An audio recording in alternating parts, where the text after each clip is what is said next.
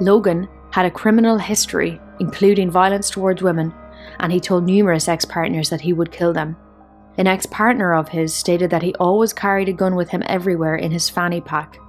Bridge Guy appears to be wearing a fanny pack. She also stated that when she first seen the photos of Bridge Guy, she presumed police were looking for Logan because she thought it was Logan.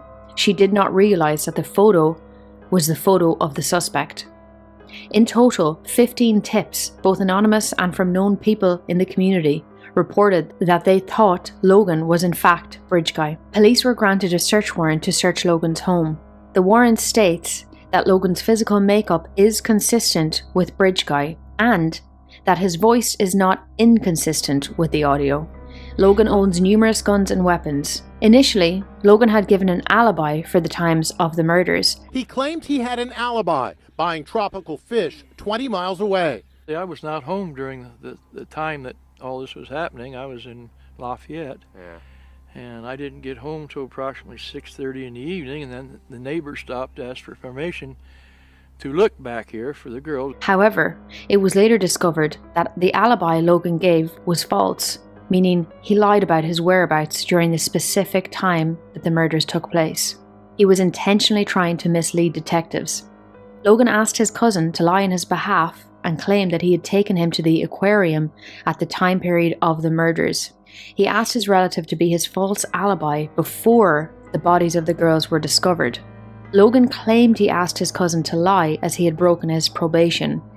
He was not meant to be driving his Jeep. However, Logan had been driving his Jeep earlier that morning and did not ask his cousin to be a false alibi for that time period. The time period he needed an alibi for was very specific to the times of the murders. The search warrant also states, a call placed using Logan's cell phone produced cell tower data that shows Logan's cell phone appears to be in or around his property on February 13th at 2:09 p.m. Although his exact location cannot be confirmed, the tower data shows that Logan's cell phone was in the Delphi area in the area of the Monon High Bridge Trail.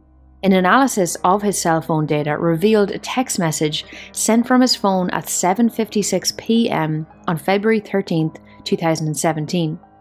Remember, at this time, it's presumed the girls were now murdered, but their bodies had not been found.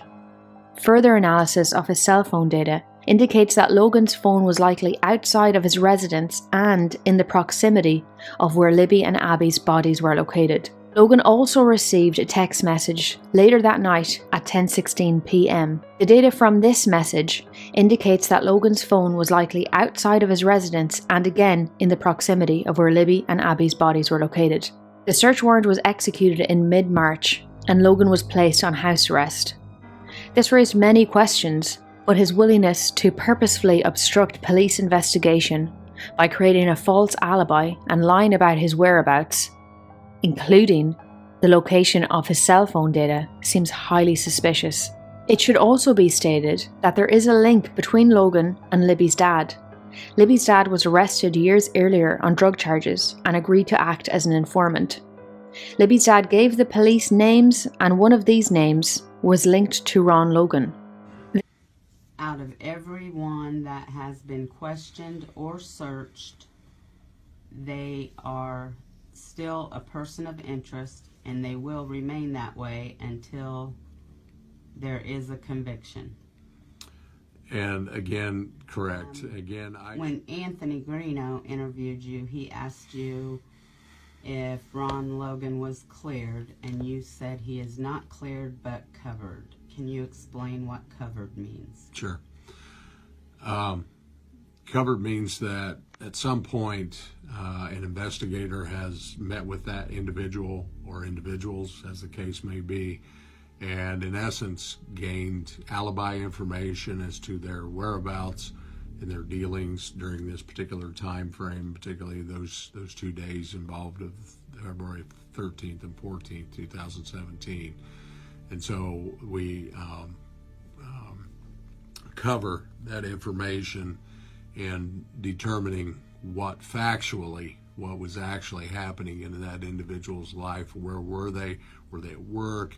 Were they at church? Were they at school? Were they shopping? Where was that individual? So that's covered.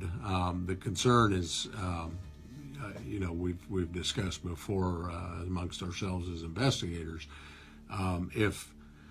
If we come out and say we've cleared someone, the concern is that when we go into the courtroom, a very good attorney representing that individual could easily say, so-and-so was cleared by the police, if in fact we ever said that. So-and-so was cleared on such and such date. And if we come out and say somebody is cleared, there's an opportunity there that individual, that seed of doubt will be planted with the jury. And so there's also the opportunity that we may have to circle back around on someone and come back around and whether it be re-interview or look at them again, we want to leave that door open so that if we have to do that, we can.